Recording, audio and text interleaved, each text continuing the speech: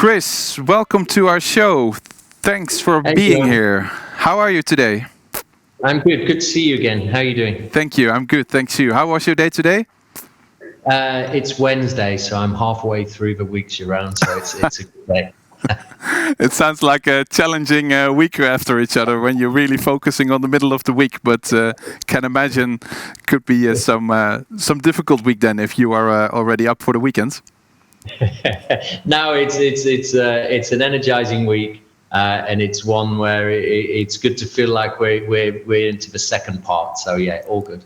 Yeah, Chris, we're going to talk about all kind of different topics, basically on your leadership journey and your personal values. And usually I'll start off with, well, sometimes the same question, but another recurring format in this series is that the guest of the day also asks a question to the next guest. And in this case, the previous guest, which is Gert de Winter, he is the CEO of the insurance company Baloise, asked you the question I would have liked to ask, but it's his question actually. And his question is, to start off with, what? Let me read it out loud. What do you want to become when you are grown up?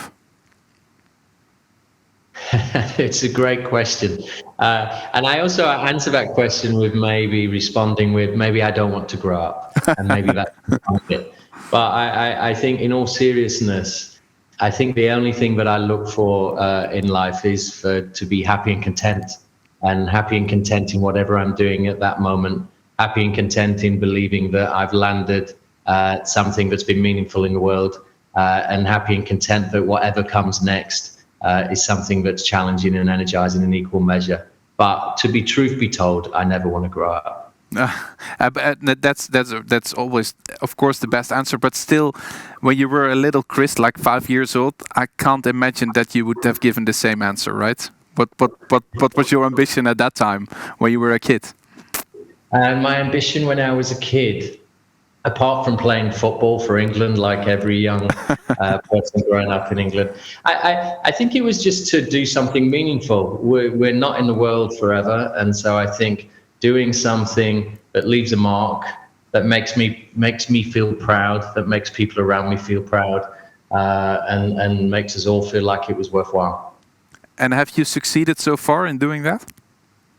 Yeah, I still think there's a journey to go. But I feel like it's been an interesting 25 years in the advertising industry that I've been in.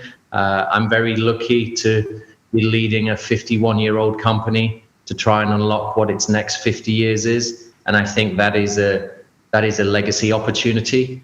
And so if my career's got me to a point where I can take a famous name like Saatchi Saatchi and make it relevant for the next 50 years, then maybe that's a way to answer how I've been doing potentially on leaving that meaningful imprint.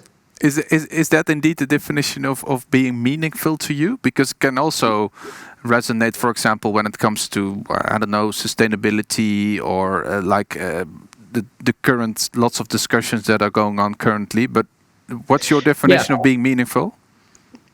I think doing things that people really feel, doing things that people really see value in, and doing things that hopefully people remember when you're no longer in the seat.